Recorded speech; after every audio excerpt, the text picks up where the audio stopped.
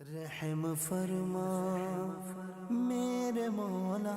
بسم اللہ الرحمن الرحیم۔ میری آج کی گفتگو سورہ فاتحہ کی برکات اور سورہ فاتحہ کے فوائد کے حوالے سے ہے۔ سورہ فاتحہ کے حوالے سے میں گفتگو اس لیے کرنے جا رہا ہوں کہ اسے سورۃ الشفا بھی کہا جاتا ہے، یعنی اس سورت میں اللہ تبارک و تعالی نے امراض روحانی اور جسمانی سے شفا رکھی ہے۔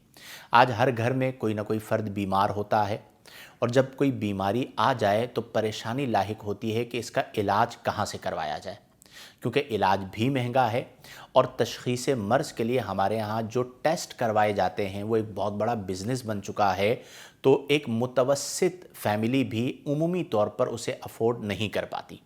اور اگر کوئی بڑا مرض خدا نہ خواستہ آ جائے، مثلا کینسر ہے یا فالج کا اٹیک ہو گیا، تو اس صورت کے اندر تو میں نے لوگوں کے گھر بکتے دیکھے ہیں۔ وہ امیر تھے اور بیماری آنے کے بعد وہ غریب ہو گئے۔ تو ہمارے پاس اللہ کا کلام موجود ہے، سورہ فاتحہ موجود ہے۔ میری زندگی میں ایسے لوگوں کو جانتا ہوں کہ سورہ فاتحہ کے ذریعے انہیں میں نے دم کیا، دعائے حزب البحر کے ذریعے دم کیا، سورہ رحمان کے ذریعے دم کیا، اور اللہ تعالیٰ نے انہیں شفا عطا فرمائی۔ ڈاکٹرز نے جنہیں لا علاج قرار دے دیا تھا، اللہ تبارک و تعالی نے اپنے کلام کی برکت سے انہیں شفا عطا فرمائی۔ تو اس لیے سورہ فاتحہ کی برکات کو سمجھیں کہ اللہ نے اس میں کتنے فوائد اور کتنی برکتیں رکھی ہیں، اور اپنے اپنے گھروں میں رہتے ہوئے خود میں آپ کو چند برکات عرض کر رہا ہوں۔ کلام الہی آپ کے گھر میں موجود ہے جو کہ رحمت بھی ہے، شفا بھی ہے، آپ خود تلاوت کیجئے۔ اس کا عدد بھی میں ذکر کر دیتا ہوں کہ کس طرح آپ نے کتنی بار پڑھنی ہے، تو اللہ تبارک و تعالی اس کی برکات عطا فرمائے گا۔ اپنے رشتہ داروں کو آپ بتا دیجئے، اپنے دوستوں کو آپ بتا دیجئے۔ آپ جب کلام الہی کو پڑھیں گے تو آپ کو اس کی تاثیر خود بخود نظر آئے گی، بے چینی ختم ہو جاتی ہے۔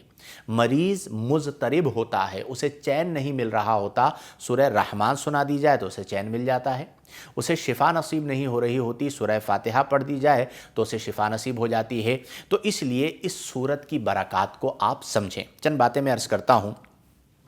سب سے پہلی بات، جو عرفاء ہیں، عرفاء سے مراد جنہیں اللہ تبارک و تعالی علم معرفت عطا فرماتا ہے، معرفت ربانی جنہیں حاصل ہوتی ہے، ان کا سورہ فاتحہ کے بارے میں یہ کہنا ہے کہ اللہ تبارک و تعالی نے سورہ فاتحہ میں 1000 ظاہری خاصیتیں رکھی ہیں اور 1000 باطنی خاصیتیں رکھی ہیں، یعنی سورہ فاتحہ میں 2000 خاصیتیں ہیں، جن میں سے 1000 خاصیتوں کا تعلق ظاہر کے ساتھ ہے، مثلا بندہ بیمار ہو گیا، جسمانی مریض ہو گیا تو اسے شفا نصیب ہو جائے گی وغیرہ وغیرہ۔ مسائل میں آ گیا ہے، سورہ فاتحہ پڑھتا ہے تو آسانی نصیب ہو جاتی ہے۔ اور 1000 باطنی خاصیتیں رکھیں، یعنی جو ہمارے ہاں وظائف کیے جاتے ہیں روحانیت کے لیے، تو ان باطنی ترقی کے لیے بھی سورہ فاتحہ کو مجرب بیان فرمایا ہے۔ اس کے بعد فرماتے ہیں کہ جس بھی مرض کے لیے سورہ فاتحہ کو پڑھا جائے فائدہ ہوگا، یعنی کوئی بھی مرض ہے اور آپ اس مرض سے نجات کے لیے سورہ فاتحہ پڑھتے ہیں تو اللہ تبارک و تعالی آپ کو اس مرض سے نجات عطا فرماتا ہے۔ اچھا، اب اس کو پڑھنے کا طریقہ کار کیا ہے؟ تو اکثر جو ہمیں بزرگوں سے مجھے ذاتی طور پر سننے کو ملا یا کتابوں کے اندر پڑھنے کو ملا، وہ یہ ہے کہ سورہ فاتحہ کو 41 بار پڑھا جائے، یعنی 41 بار پڑھ کر، مثلا گھر میں والدہ بیمار ہیں، بھائی بیمار ہے، کوئی اور فرد جو ہے گھر کا بیمار ہے، تو آپ اس کے پاس بیٹھیں اور 41 بار سورہ فاتحہ پڑھیں۔ پڑھنے کے بعد ان پر بھی دم کر دیں اور پانی پر دم کر کے اس مریض کو پلا دیں۔ یہ اتنا مجرب ہے کہ آپ خود حیران ہو جائیں گے کہ ایک بار کے عمل سے اللہ تبارک و تعالی نے کس طرح نفع عطا فرمایا ہے۔ تو 41 بار اس کا ورد کیا جائے۔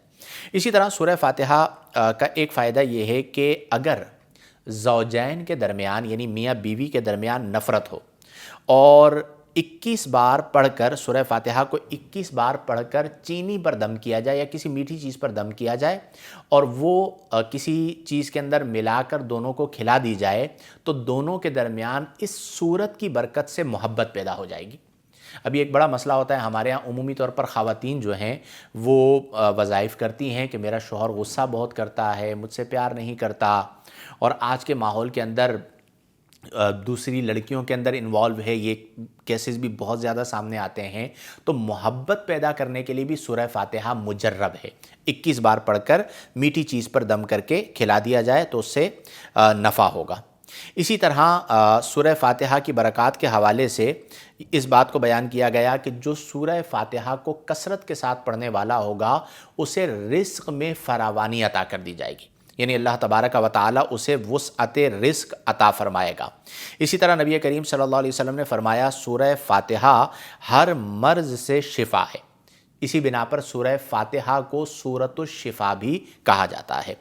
بعض بزرگوں کا ایک عمل میں ذکر کرتا ہوں کہ ان کا طریقہ کار یہ تھا کہ فجر کی سنتوں اور فرض کے درمیان، یعنی فجر میں 2 سنتیں پڑھی، اب فرض سے پہلے جو وقت مل جاتا ہے اس وقت میں سورہ فاتحہ 41 بار پڑھ کر مریض پر دم کیا جائے تو مریض کو افاقہ ہوتا ہے اور اس کا وہ مرض دور ہو جاتا ہے۔ تو یہ ایک بہترین عمل ہے۔ جیسے بعض ایسے امراض ہوتے ہیں کہ ڈاکٹرز کو بھی سمجھ میں نہیں آ رہے ہوتے، شفا بھی نہیں مل رہی ہوتی، ہر طرح کی بندہ کوشش کر لیتا ہے، تو یہ عمل آپ کر کے دیکھیں۔ گھر کے اندر خواتین کر سکتی ہیں کہ آپ پہلے 2 سنتیں پڑھیے، اس کے بعد آپ 41 مرتبہ جو ہے وہ سورہ فاتحہ پڑھیں اور مریض پر دم کر دیں، اور پھر اس کے بعد آپ 2 فرض پڑھیں، تو یہ درمیان میں جو 41 بار سورہ فاتحہ پڑھنا ہے یہ یقیناً مریض کے لیے سبب شفا ہوگا۔ تو اس لیے جب ہمارے پاس سورہ فاتحہ موجود ہے تو ہمیں اس کی برکتیں حاصل کرنی چاہیے، کلام الہی سے نفع لینا چاہیے اور ہمیں دم کرنا چاہیے۔ انشاءاللہ الجلیل اس دم کی برکات ہمیں نصیب ہوں گی۔ اللہ تبارک و تعالی ہم تمام کو فرائض و واجبات کی پابندی کرنے اور صغائر و کبائر سے اجتناب برتنے کی توفیق عطا فرمائے اور کلام الہی کی برکات عطا فرمائے، کلام الہی کو سمجھنے کی بھی توفیق عطا فرمائے، اور جو اس میں اللہ تعالیٰ نے ظاہری برکات رکھی ہیں ان برکات کو بھی حاصل کرنے کی توفیق عطا فرمائے۔ آمین بجاہ النبی الامین وآخر دعوانا ان الحمدللہ رب العالمین۔ رحم فرما میرے مولا۔